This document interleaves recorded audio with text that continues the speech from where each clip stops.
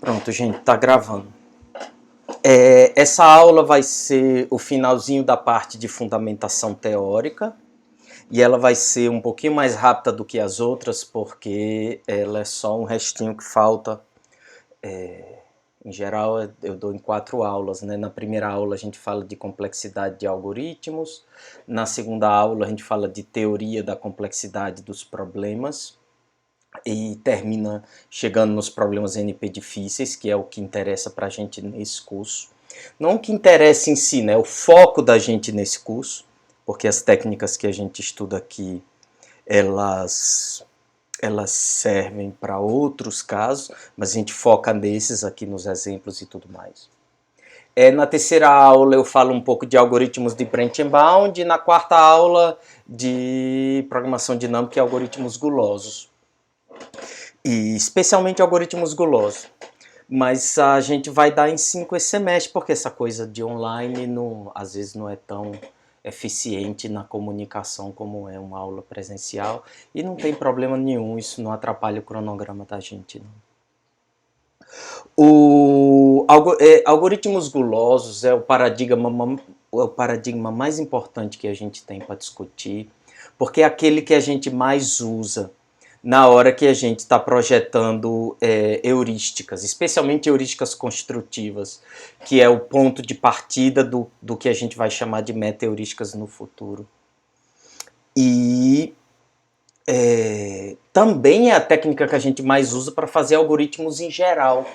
Quando a gente está fazendo um algoritmo exato para um problema polinomial, por exemplo, muitas vezes a gente usa essa técnica para construir os algoritmos. Porque ela é bem geral, ela é a mais simples de todas e ela permite que a gente prove as propriedades do algoritmo de forma mais simples, usando técnicas clássicas de indução. Aqui. Aí. Né? Quando eu digo que eles são algoritmos inerentemente indutivos, e não, em vez de usar a palavra recursiva, é que a teoria que a gente desenvolve, inclusive na hora que a gente projeta o algoritmo, a gente projeta ele, prova as propriedades dele de forma recursiva, né? Num formato recursivo. Mas a gente sabe que todo algoritmo recursivo pode ser implementado como um algoritmo iterativo e vice-versa. Então, na prática, quando a gente vai implementar, em geral, a gente implementa uma versão iterativa do problema. Tá, vocês estão me escutando? Joia. Então, foi só no colega de vocês. E aí, o que acontece? Nessa aula eu vou dar um exemplo do algoritmo e vou discutir algoritmos gulosos, como se eles fossem algoritmos recursivos, mas a partir da aula que vem, quando a gente for discutir heurísticas propriamente ditas, aí eu já vou apresentar eles como um algoritmo recursivo, iterativo, até para a gente poder ver o contraste entre essas duas coisas. Mas não tem diferença, na verdade, entre um algoritmo recursivo ou não.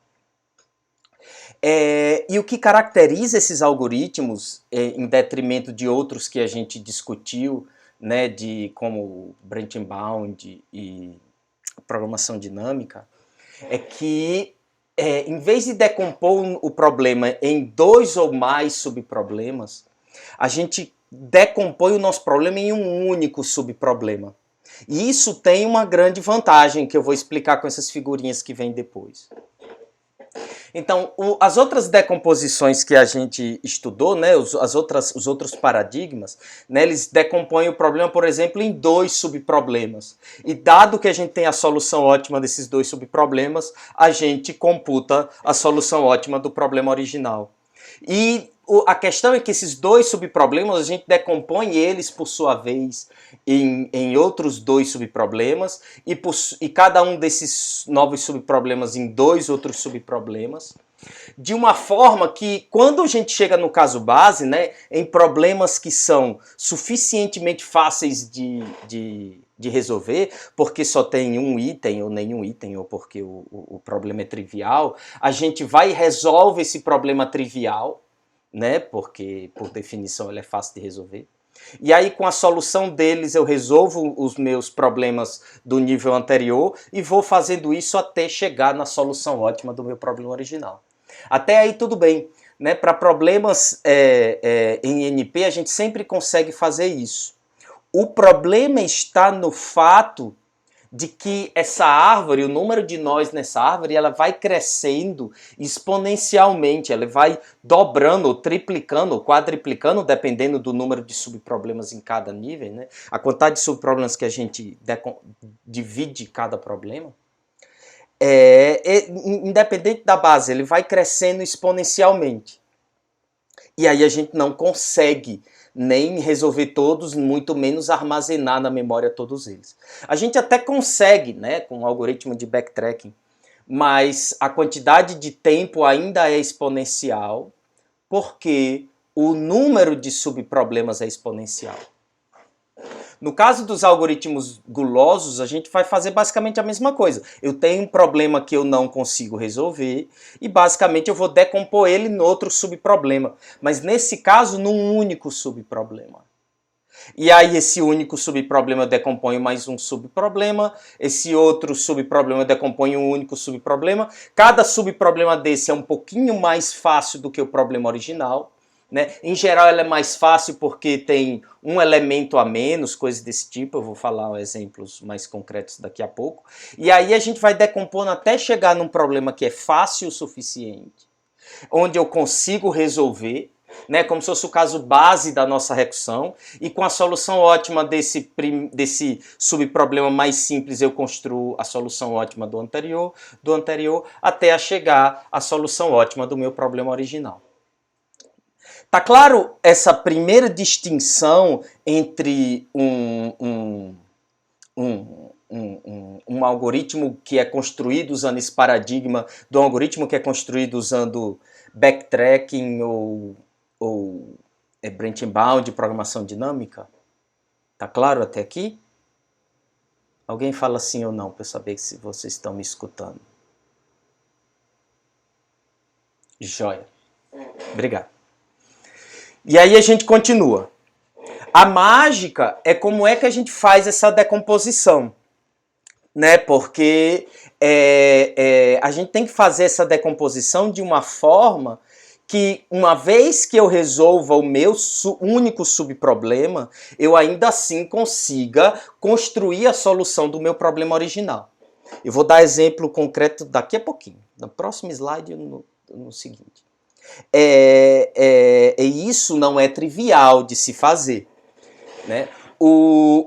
Mas basicamente a gente assume que a gente consegue decidir uma parte do problema, seja lá o que eu tenho que decidir, os itens que vão para a mochila ou as arestas que estão entre I e J num grafo, né, que vão estar no caminho entre I e J no grafo. Independente disso, a gente vai tomar uma decisão, tá? A gente vai tomar uma decisão, vai fixar ela e vai resolver um único subproblema, dado que essa decisão que a gente tomou. E essa decisão é o que a gente chama de decisão localmente ótima. E esse termo ele é bem vago, ele não tem uma definição formal para ele não. Porque depende de cada caso, ou seja, não tem uma definição formal geral. Ele depende de cada caso. Mas, via de regra, né, como é um algoritmo recursivo, é aquela decisão que naquele passo da recursão é a melhor possível. Essa é a definição mais próxima. Né? Em cada passo da recursão é aquela que faz mais sentido, que maximiza a função objetivo num problema de maximização ou que minimiza a função objetivo num problema de minimização. E aí essa decisão é tomada e a gente chama recursivamente para o resto do problema. E na prática o que acontece é o seguinte, não é que a gente simplesmente decompõe o nosso problema por mágica num único subproblema. O que a gente faz quando a gente toma essa decisão localmente ótima é fixar em qual branch... Opa, faltou apertar um botão aqui. Em qual branch da árvore de decisão a gente vai descer. No algoritmo de Breitenbaum de programação dinâmica, eu avalio os dois subproblemas. No algoritmo guloso, por essa decisão que eu tomo, o valor dessa variável que eu fixo basicamente diz qual é o lado da árvore que eu vou descer e eu ignoro o outro lado. E aí a gente vai fazendo isso em cada nível da árvore até chegar num subproblema, e aí eu resolvo esse subproblema, com ele eu construo a solução desse outro subproblema, e construo a solução desse outro subproblema, e construo uma solução para o meu problema original. Tá claro até aqui que essa coisa de decompor em um único subproblema, na verdade o que a gente faz é fixar um lado da árvore que a gente vai descer.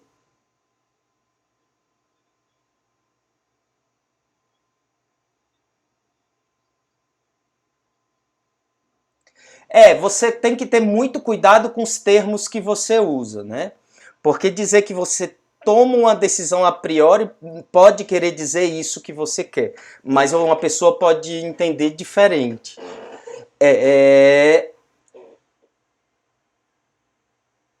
E não necessariamente a priori, porque você pode primeiro chamar recursivamente, depois tomar uma decisão, coisa desse tipo. O algoritmo varia, o paradigma varia. O que você pode dizer com certeza que vale para qualquer algoritmo que você chame de algoritmo guloso é que você toma uma decisão e você fixa ela e você nunca volta atrás. E é isso que caracteriza um algoritmo de diferenciar um algoritmo guloso de um algoritmo de programação dinâmica. No algoritmo de programação dinâmica, você pode mudar qual é a decisão que você toma. E no algoritmo guloso, não.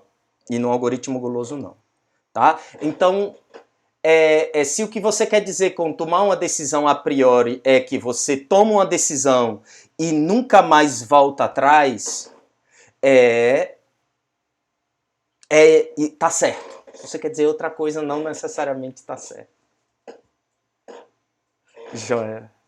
Pode dizer. Isso. Qualquer coisa, eu posso deixar para depois da aula.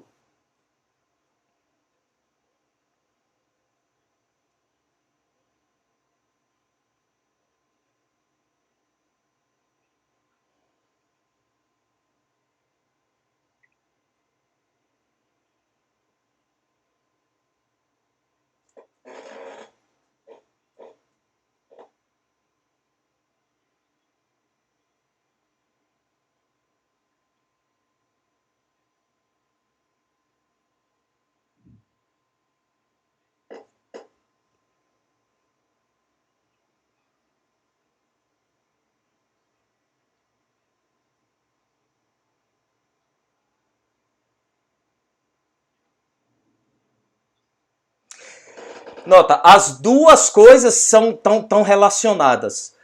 Eu vou voltar um pouquinho para ficar mais geral. Existem problemas que têm propriedades que permitem a gente tomar essa decisão de qual dos caminhos a gente vai seguir nessa árvore, de forma que a gente garanta que a solução ótima está no caminho que a gente escolheu. Existem problemas onde isso é possível, existem problemas onde isso não é possível. Em outras palavras, nos problemas da classe P, ou seja, que existem algoritmos polinomiais, a maioria deles você consegue resolver com algoritmo guloso, porque você consegue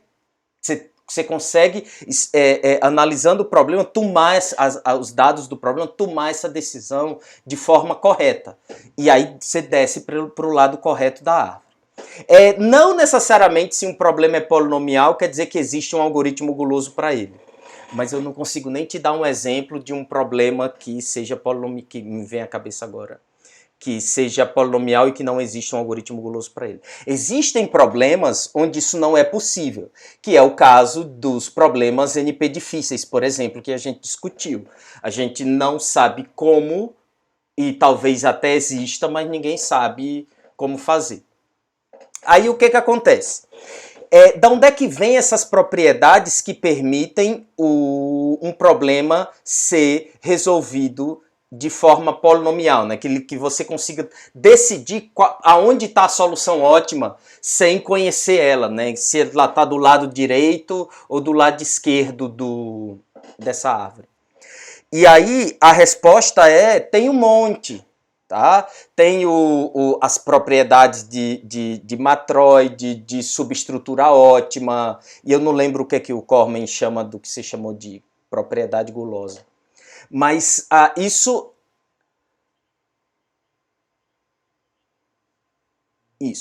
E aí o que acontece? Nessa aula eu não vou entrar de jeito nenhum nisso. Tá? Isso aí a gente vê na disciplina de projeto de análise de algoritmos. O que faz um problema ter essas propriedades e permitir que você consiga resolver ele com algoritmo guloso em tempo polinomial de forma exata. Isso foge muito, tá? desse curso. Depois da aula a gente pode começar um pouco. Mas todas essas propriedades estão relacionadas de alguma forma. Tá? Quando a gente vai ver no Corman, todas essas propriedades de alguma forma estão interrelacionadas.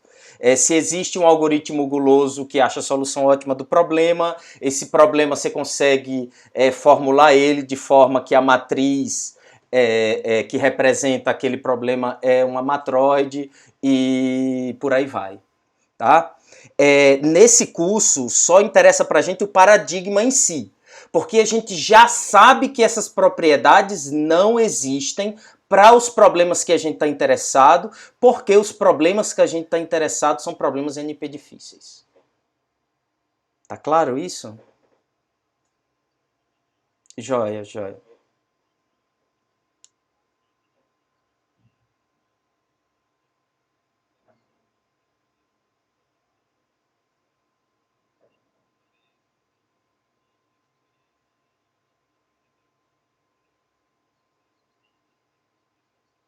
Depois a gente vê, manda um e-mail e a gente marca uma hora.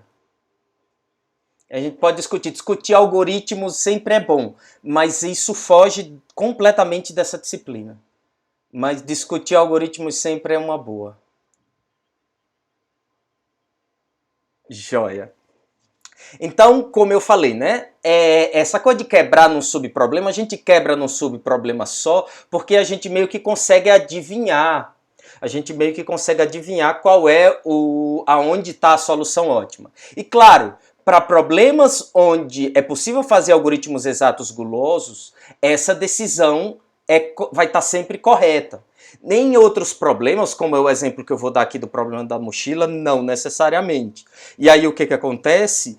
Esse algoritmo guloso não necessariamente retorna a solução ótima, porque você não necessariamente seguiu para o caminho correto da árvore, né, para o subproblema que contém a solução ótima, mas você pode ter uma heurística para esse problema construída dessa forma.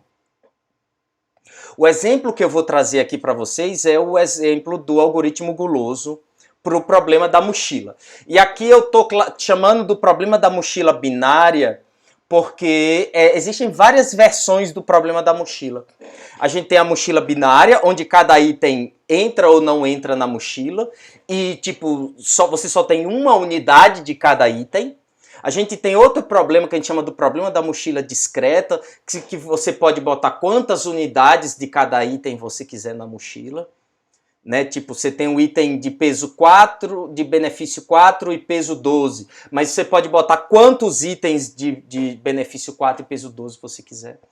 E existe outra versão também que é importante, que é o problema da mochila fracionária, que eu vou comentar sobre ele aqui também mais na frente, que é um problema que eu estou formulando aqui, que é parecido com o problema da mochila binária. Você pode levar ou não um item, mas você também pode levar frações de um item. Por exemplo, eu posso levar 50% desse item, e os 50% desse item vão pesar 50% do peso, 50% do benefício. Ou 10%, ou 33%, e por aí vai.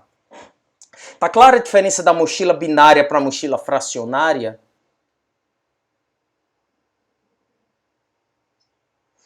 Tá?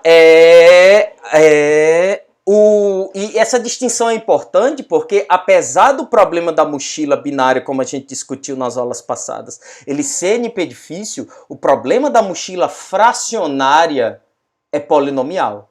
Você consegue resolver ele em tempo polinomial. Inclusive com esse algoritmo que a gente vai discutir agora, mas por enquanto a gente eu vou explicar ele para o problema da mochila binária.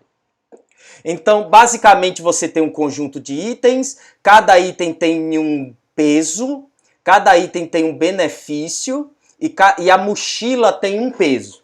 E o somatório, uma capacidade, né, que eu chamei de Bzão. E o somatório dos pesos dos itens que você leva na mochila tem que ser menor do que esse valor. Então, o que é que a gente chama de... E aí o que eu vou mostrar para vocês aqui é o algoritmo guloso, que eu chamei de AG da mochila. Basicamente ele recebe um conjunto de itens e a capacidade da mochila, e ele retorna um subconjunto de itens dessa mochila. Tá? E eu vou falar para vocês os 3 passos desse algoritmo, que basicamente são os 3 passos que todo algoritmo guloso tem. Tá? E de novo, todo algoritmo guloso depende da definição que você dá do que é um algoritmo guloso, e essa definição depende de autor para autor, e a terminologia muda um pouquinho, e isso não é importante porque o nome do paradigma não é importante. O que é importante é vocês entenderem a ideia geral. Então aqui eu basicamente dividi o algoritmo em 3 partes, o que a gente chama da parte de seleção, e que é onde a gente fixa, né, toma essa decisão. A parte de recursão, que é onde a gente chama para aquele único subproblema. E a parte de combinação, que é como você pega a solução desse subproblema e constrói a solução do problema original. Tá? É a estrutura básica de qualquer algoritmo de decomposição, né, que pega o problema, chama recursivamente e depois combina. E, claro, um algoritmo guloso tem algumas particularidades, que é o que eu vou discutir depois, para esse exemplo do problema da mochila, mas isso que eu vou falar aqui vale para qualquer algoritmo guloso. Tá? E nas outras aulas eu vou definir um algoritmo guloso basicamente como um algoritmo que tem essas propriedades aqui. A primeira propriedade, que a gente costuma chamar de seleção, mas não necessariamente é uma seleção, é a decisão que você toma, né, o valor da variável que você fixa. Em geral, a gente chama essa etapa de seleção porque a gente vê um problema de otimização como um conjunto de itens onde você tem que selecionar um subconjunto, como é o caso da mochila, ou no caso do TSP, que você tem que dar uma rota, selecionar um subconjunto das arestas. Então, em geral, a gente costuma chamar de seleção porque a gente transforma o nosso problema, a gente enxerga o nosso problema de otimização como selecionar um subconjunto de itens para construir uma solução. Mas não precisa ser necessariamente uma seleção, é uma decisão que você toma fixa e não volta atrás. No caso da gente é um tipo de seleção. Né? Esse algoritmo, nessa etapa, ele vai selecionar um item que necessariamente vai estar na mochila. Você tem o conjunto I de itens e você tem a capacidade da mochila e você vai selecionar um item, um único item. Tá? E como é que a gente seleciona esse item? O que caracteriza um algoritmo guloso é basicamente isso. A gente vai selecionar esse item usando uma função que a gente chama de função gulosa. Tá? Que basicamente é o seguinte, pode ser qualquer função, inclusive, você define a função que você quer. Pode ser, mas a questão é que essa função, ela toma a decisão, no caso da gente, retorna o item que vai para a mochila, que maximiza o valor da função objetivo, já que é um problema de maximização, tá? Dado a informação que a gente tem hoje, que é basicamente o seguinte, o conjunto de itens, o peso deles e o benefício deles. E aí o que acontece? Nesse caso, a função gulosa que a gente vai usar nesse algoritmo que eu estou definindo é basicamente uma função que retorna o item K, que tem o maior benefício para cada unidade de peso que ele tem na mochila, né? É um tipo de custo-benefício, só que o contrário, né? Que tem o melhor benefício sobre custo. Onde, no caso aqui, custo é o quanto ele ocupa na mochila. Basicamente, a gente vai olhar todos os itens que cabem na mochila, tá? Porque a gente pode ter itens que tem cujo peso dele já seja maior do que o valor da mochila, esses nem entram na conta. E aí a gente vai pegar aquele que tem o maior valor do benefício sobre peso daquele item. Tá claro isso?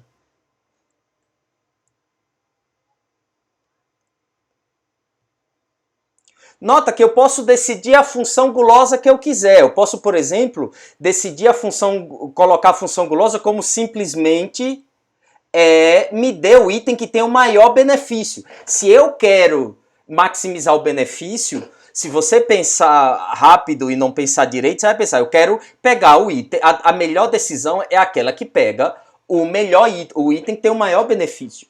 Só que nesse caso, o item que tem o maior benefício, ele pode ter um peso arbitrariamente grande, né? E que ocupa a mochila inteira e não cabe mais ninguém. Então, nesse caso, né, como a gente tem um recurso limitado, que é a capacidade da mochila, a gente procura aquele item que tem o maior benefício para cada unidade de peso que ele ocupa na mochila. Certo? Tá claro isso? Sim ou não? Então, isso é o que a gente chama de função gulosa. A coisa que caracteriza um algoritmo guloso em relação a outros paradigmas é principalmente isso. Eu tenho essa função que me dá esse item e agora eu levo K. Eu não avalio um subproblema onde eu não levo K e um subproblema onde eu levo K. Tá? Eu não avalio esses dois subproblemas, eu só avalio um subproblema, onde eu levo K, mas eu não sei o que vem depois. Eu não sei dados os outros itens, se vai entrar ou não. Tá? Então, essa é a parte de seleção ou decisão.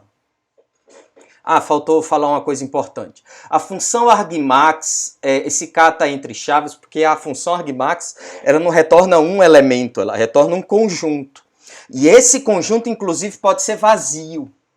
O valor da mochila pode ser tal que nenhum dos itens aí é menor ou igual que o valor da mochila. Tá? Porque a gente vai chamando recursivamente, o valor da mochila vai diminuindo, e aí pode acontecer de nenhum item satisfazer a mochila e isso aqui retornar vazio. Essa função pode retornar vazio.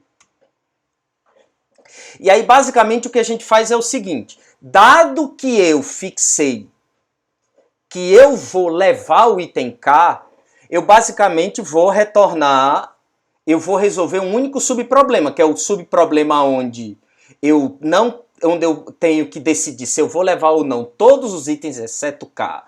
K sai desse subproblema, porque eu já decidi a vida de K, né, o estado de K. E claro, a capacidade da mochila tem que diminuir, né, isso aqui é o conjunto de itens e o resultado dessa conta vai ser o valor da mochila, que tem que ser menor, porque se eu vou levar K, o subproblema que eu vou resolver tem que tem um valor de mochila tal que eu consiga colocar K na solução final depois.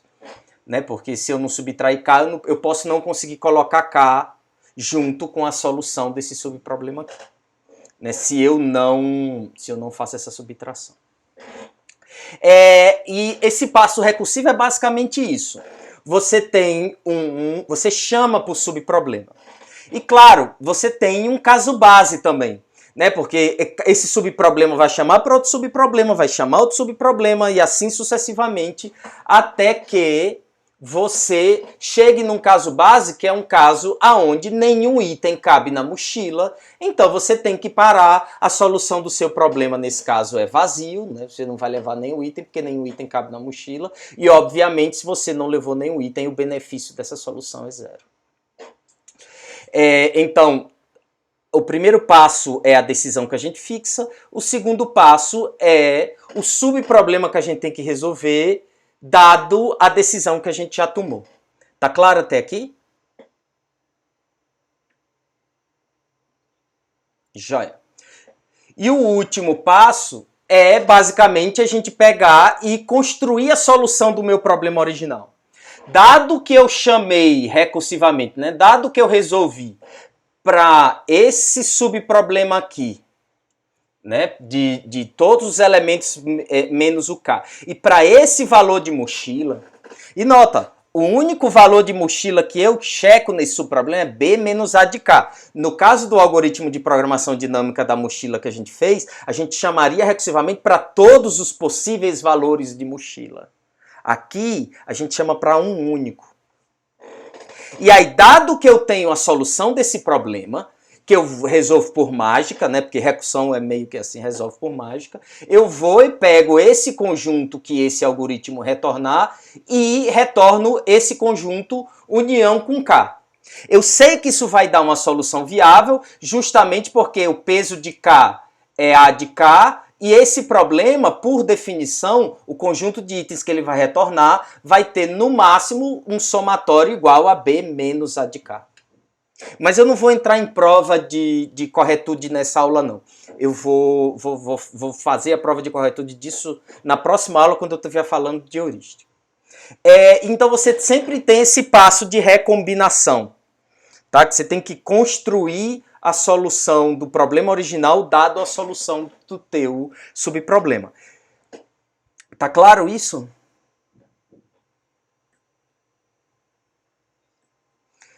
Tá? No caso desse algoritmo da mochila, ele é bem fácil, porque esse subproblema aqui eu quebro da mesma forma. Eu pego qual é o item nesse conjunto, eu pego o item desse conjunto que... Cadê minha canetinha? Ah, eu estou apertando no lugar errado. Eu pego o item desse conjunto aqui, que tem o maior custo-benefício, fixo ele, chamo recursivamente e assim por diante. Esse algoritmo, eu estou descrevendo ele aqui como um algoritmo recursivo, mas isso não impede absolutamente nada que na hora de implementar, você implemente ele como um algoritmo iterativo. Você começa do caso base, que é esse caso aqui, onde você tem um conjunto vazio, e aí você vai pegando e vai inserindo os elementos que têm o melhor custo-benefício passo a passo. A grande questão, que a gente já discutiu no slide anterior, é que nem sempre essa decisão, que faz muito sentido, inclusive, de colocar na mochila o item que tem o melhor custo-benefício, ou no caso, o melhor benefício por unidade de custo, dá, no fim das contas, a solução ótima do problema.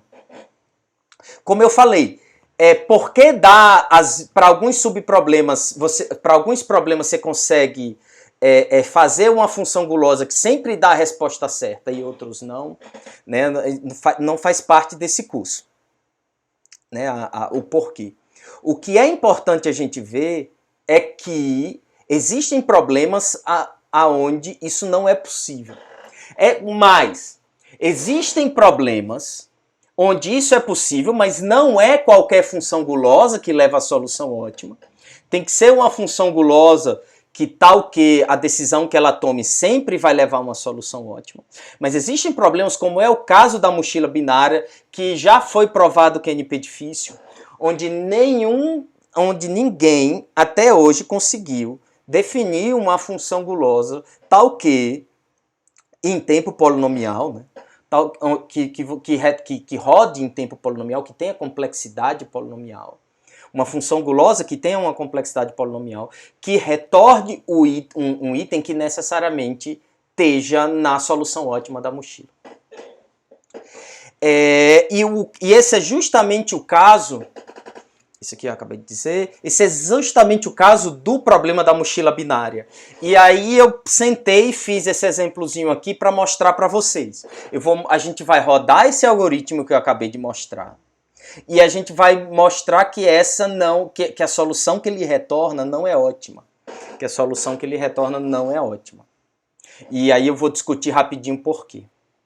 E então o que acontece? A gente tem aqui 5 itens, a gente tem o benefício de cada item, né? O benefício do item 1 é 20, o benefício do item 5 é 5, e aqui eu tenho os pesos, o peso do item 1 é 20, o peso do item 5 é 10, a capacidade da mochila é 100, e eu convenientemente já coloquei aqui o benefício dividido pelo custo.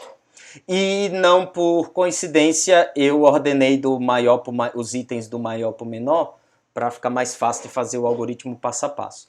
Por exemplo, o item 1 tem 20 de benefício e 20 de peso, então ele tem uma unidade de benefício para cada unidade de peso.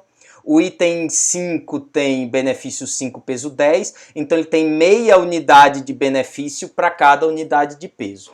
Tá claro os dados dessa instância do problema da mochila binária? Então, o que o nosso algoritmo faz? Basicamente, ele pega, né, eu vou chamar aqui de S a solução do problema, ele pega o item de maior custo-benefício e chama recursivamente. Então vamos aqui, eu tenho não coincidentemente o primeiro item tem o maior custo-benefício, o segundo maior e por aí vai. Então ele começa com o item 1 e chama recursivamente para o resto. E aí dentre 2, 3, 4 e 5 que tem maior custo-benefício é o 2, que tem custo-benefício 0,97 e chama recursivamente para o resto. Que é 3, 4 e 5.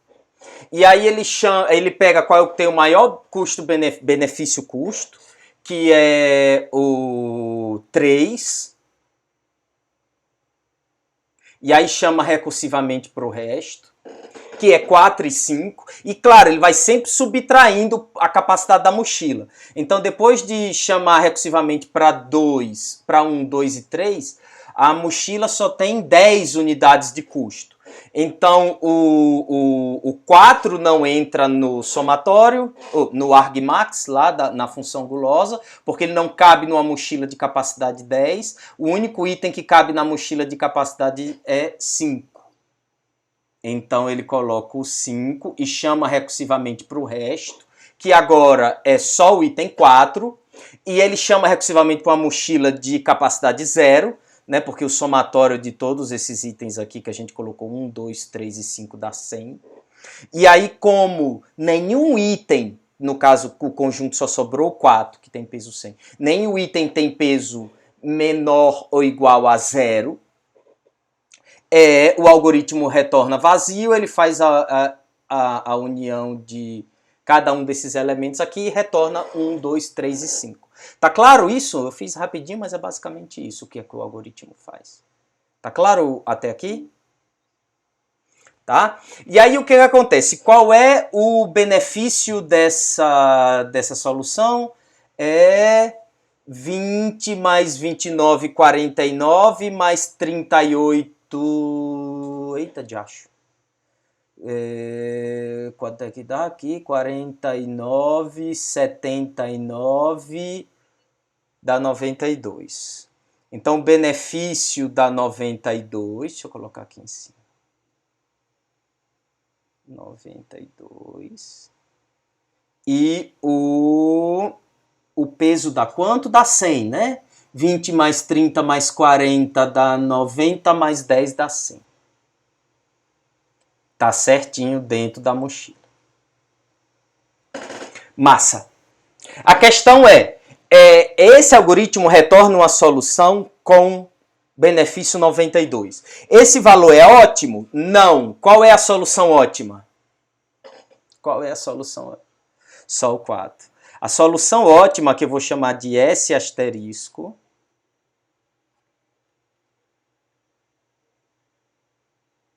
é só o 4, tem peso 100,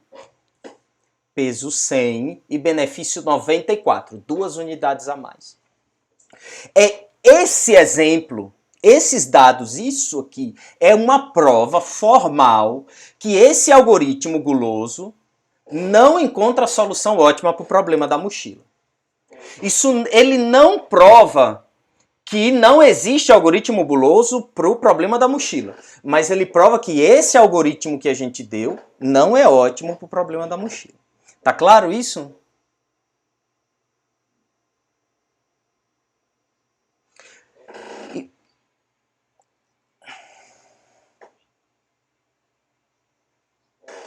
Eu passei a tarde todinha para achar esse exemplo.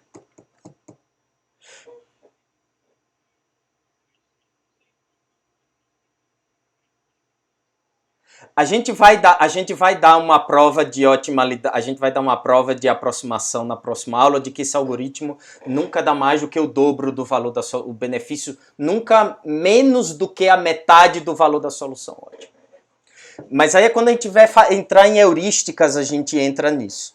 Por enquanto eu só quero que vocês entendam o que é, ou lembrem, ou entendam a ideia geral, sim. Quem nunca viu, se entendeu o que eu estou falando nessa aula, acompanha as heurísticas que eu vou falar depois. Esse é o objetivo dessa aula. Entendam o que é um algoritmo guloso, essa questão da função gulosa, a questão de chamar recursivamente para um único subproblema, e que não necessariamente esse algoritmo é ótimo, por mais que ele faça sentido. Né? Porque o problema da mochila, a essência dele é isso, é maximizar o benefício com um custo, né, fixo. Então essa função gulosa ela é muito boa. Tá? Tanto é que ele não acha a solução ótima, mas ela fica aí 92 contra 4 é o quê? É 94. E foi muito difícil achar um exemplo pequeno aonde... Ixi, Maria, ficou horrível. Achar um exemplo pequeno aonde essa heurística não achasse a solução ótima.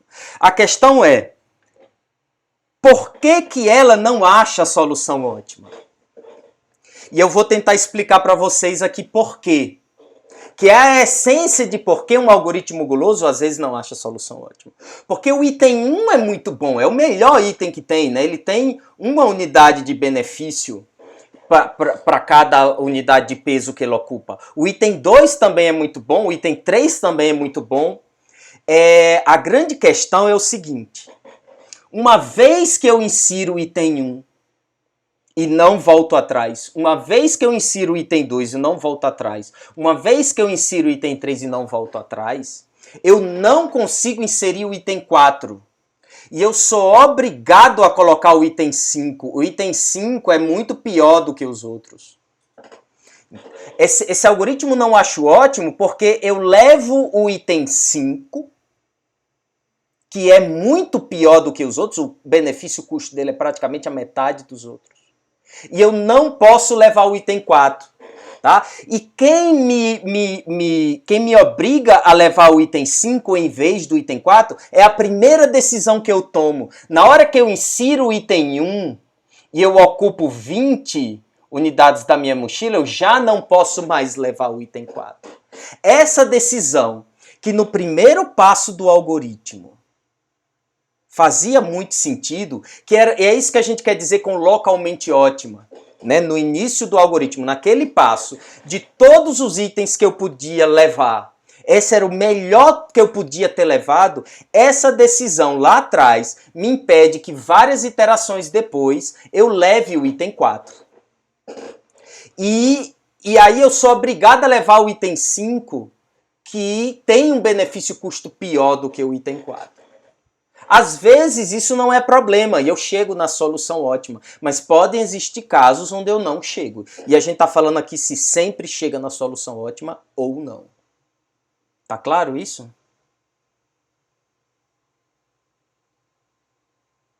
Sim ou não? Tá? É o fato de eu levar o item 5. É o fato de eu levar o item 5. E não levar o item 4 que me ferra. Porque o benefício-custo do item 5 é muito ruim. E ele leva o custo da solução para baixo. E eu não posso mais levar o item 4 porque ele não cabe na mochila. E foi basicamente assim que eu construí essa instância. Eu peguei a solução ótima, acertei os pezinhos até que eu tivesse que levar um item muito ruim e deixasse o outro de fora. Esse algoritmo... e aí tem o... Não. Esse é o último slide. Esse algoritmo, ele acha a solução ótima da mochila fracionária. O problema da mochila fracionária, eu posso levar parte de um item, 10%, 20% de um item. Então, basicamente, o que esse algoritmo faz é o seguinte: eu levo o item 1, eu levo o item 2, eu levo o item 3. Quando eu chego aqui em 1, 2 e 3, numa solução, deixa eu abrir aqui a janelinha bonitinha. Quando eu levo 1, 2 e 3, eu não consigo mais levar o item 4. Por quê? 1, 2 e 3 tem peso 90. O item 4 tem peso 100. Mas eu posso levar 10% do item 4. 10% do item 4. 10% do item 4 tem peso 10. 10% do item 4 tem peso 10 e tem benefício 9,4. E isso é ótimo para o meu problema original, ou para o meu problema da mochila fracionária. Isso é ótimo porque eu sempre levei todos os itens, eu levei 100% do item que tem o maior custo-benefício. Eu levei 100% do item que tem o segundo melhor benefício-custo, quer dizer. Eu levei 100% do terceiro item que tem o melhor benefício-custo, até chegar num item onde não cabe todo, mas é o item que eu ainda não inseri, que tem o melhor benefício para cada unidade de custo, e eu levei o máximo dele que era possível até encher a capacidade da mochila. E você consegue derivar uma prova, que eu não vou derivar aqui, porque esse curso não é... A gente não vai entrar em prova de otimalidade, a gente só vai entrar em prova de viabilidade das soluções, porque a gente é um curso de heurísticas.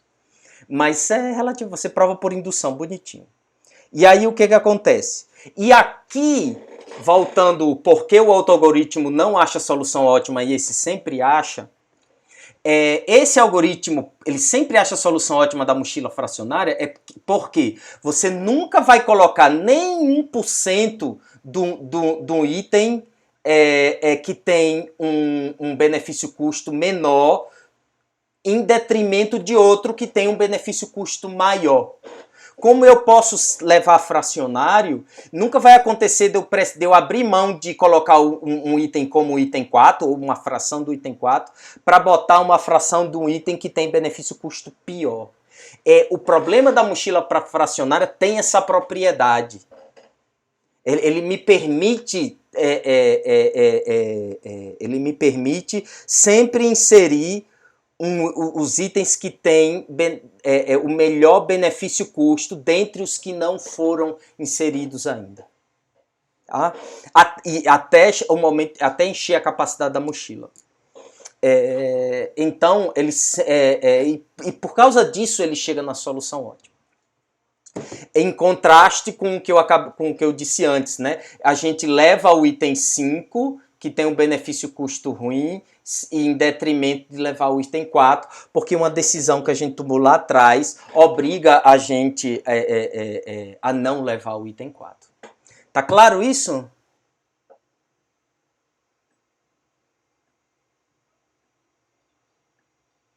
Fala.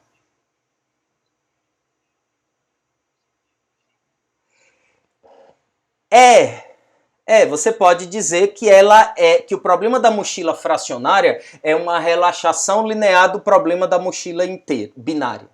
Perfeito. Você pode chamar assim. Inclusive a gente até discutiu na aula passada, quando a gente falou de Brent and Bound, que você usa uma formulação da mochila fracionária. Isso, o que o colega de vocês perguntou aqui no chat era se a gente pode chamar o problema da mochila fracionária de uma relaxação linear do problema da mochila binária. E a resposta é sim, você pode. Né? Na verdade, você pode chamar o problema da mochila fracionária de tatu, se você quiser, contanto que você defina tatu de um jeito que seja equivalente ao como eu defini o problema da mochila fracionária. Que é exatamente o caso de uma relaxação, da definição que a gente deu de relaxação linear de um problema de otimização inteira. Tá? Mas a resposta do colega de vocês é sim. Diz.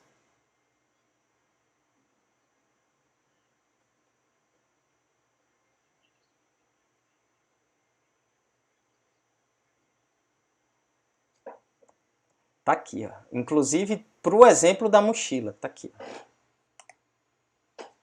Eu tenho um problema que é...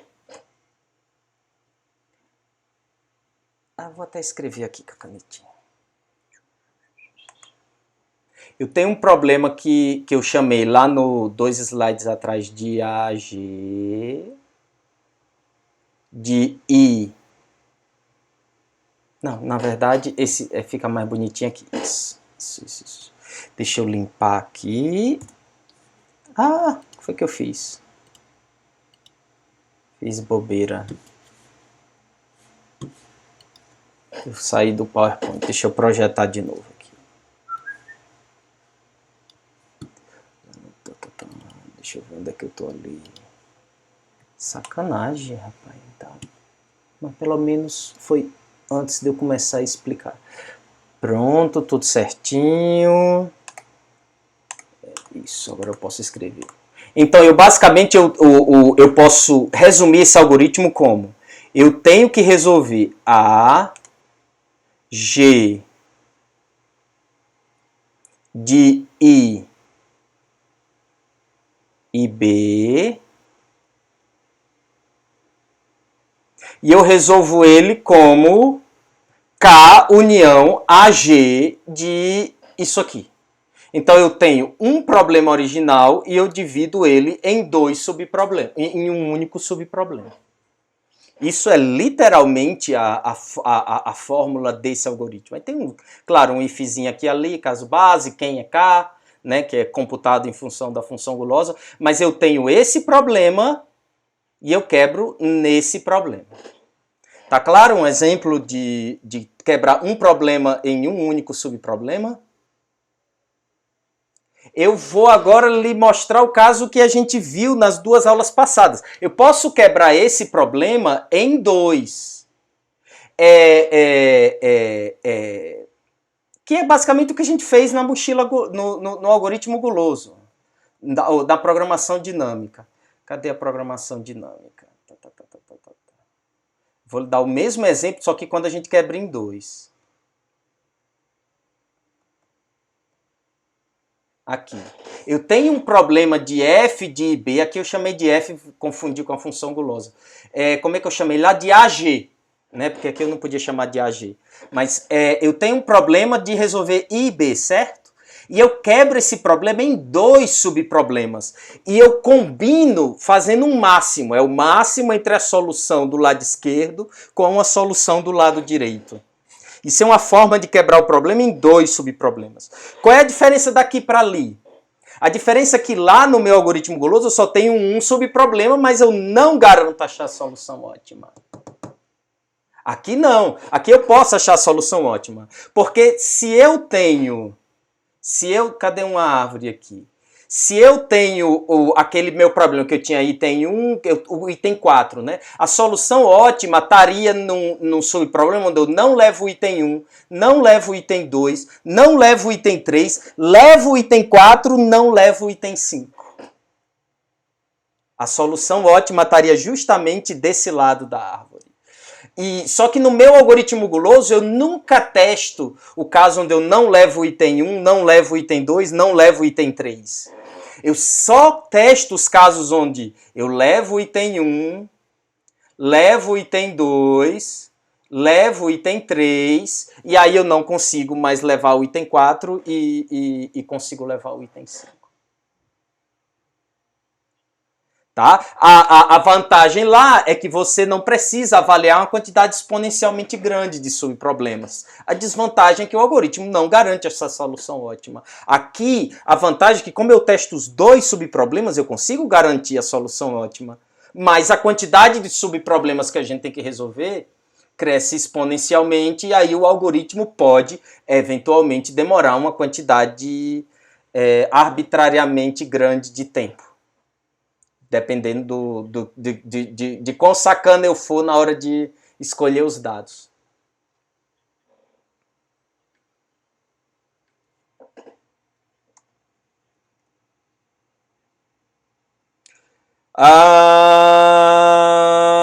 Depende. Depende da definição, assim, depende do autor, depende de como você define um algoritmo guloso. Eu estou definindo como a decomposição em um problema em duas coisas, basicamente, né? Que é o que tem nesse... Deixa eu mostrar esse slide aqui. Cadê? Pronto, tá aqui. Isso aqui é a definição de algoritmo guloso que eu vou usar nessa disciplina. Você tem um algoritmo de seleção ou que toma qualquer que seja a decisão, que usa uma função gulosa e, no caso da recursão, você decompõe o seu problema em um único subproblema. Essa é a definição que eu estou dando aqui. Por quê? Porque todas as definições que eu li na literatura eram assim. Tá? Mas isso não quer dizer que você não possa chamar alguma coisa que tenha uma função gulosa e que quebre em dois subproblemas como um problema de um algoritmo guloso. Dependendo de como você define o que é um algoritmo guloso, isso pode fazer sentido. A grande questão é você ter a função gulosa, né? Você tomar uma decisão que você não volta atrás usando uma função gulosa. Isso eu diria que é, como é que se diz, fundamental para que a gente possa continuar chamando isso de um algoritmo guloso. Mas você pode, por exemplo, ter um algoritmo guloso que ainda é exponencial, no pior caso, porque ele quebra cada subproblema em dois, e aí a quantidade de subproblemas vai explodindo. Nada impede que você faça isso.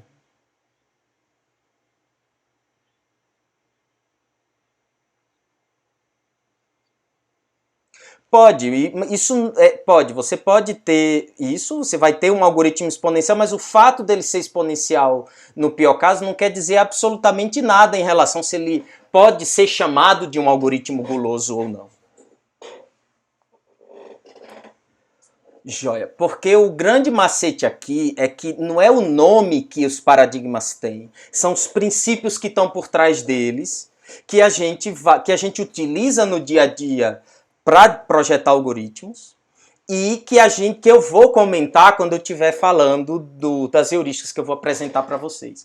Então, pelo menos isso que eu apresento nessas 4 ou 5 aulas de fundamentação, eu preciso que todo mundo saiba. Quanto mais você se aprofunda nisso, melhor para você como um designer de algoritmos ou de heurísticas. Mas se você entender basicamente por alto o que eu falei nessa aula, já é suficiente. Nessas 4 aulas, né? Se você entender a ideia geral, é suficiente para você acompanhar o resto. Tá bom? Eu vou ficando por aqui e depois da aula eu posso tirar dúvidas e na próxima aula a gente começa com as heurísticas propriamente ditas. Tchauzinho.